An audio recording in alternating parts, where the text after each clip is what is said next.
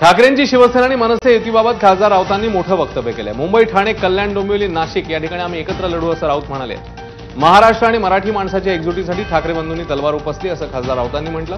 इतर महापालिकाही एकत्र लढण्याबाबत चर्चा सुरू आहे असंही त्यांनी स्पष्ट केलं।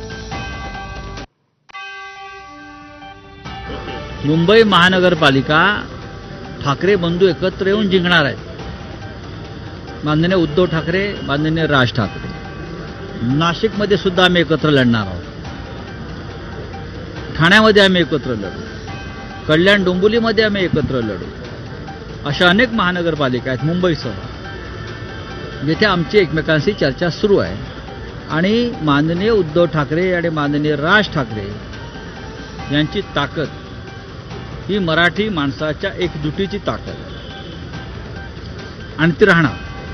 आता कोणतीही शक्ती आली, अघोरी शक्ती आली तरी ही वज्रमूठ मराठी माणसाची तोडू शकत नाही।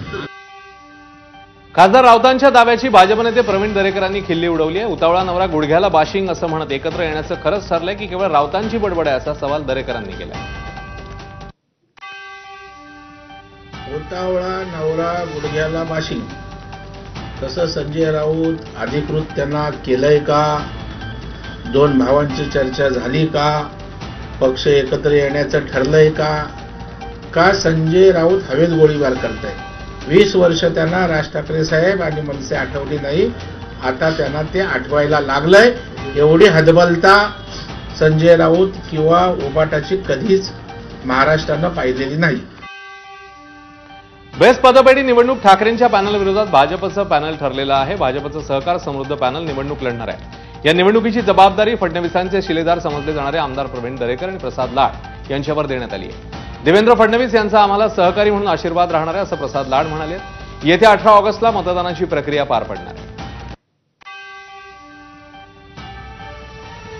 स्वातंत्र्य दिनानिमित्ताने मनसेकडनं मुंबईच्या लालबाग परिसरात बॅनरबाजी करण्यात आली आहे। या बॅनरवरनं मनसेने स्वातंत्र्य दिनाच्या शुभेच्छा देत मतांच्या मुद्द्यावरून खोचक टीका केली आहे। आपलं मत आपण दिलेल्या पक्षालाच पोहोचण्याचं स्वातंत्र्य अबाधित राहो, स्वातंत्र्य दिनाची आज मनपूर्वक शुभेच्छा असा मजकूर बॅनरवर लिहिलाय।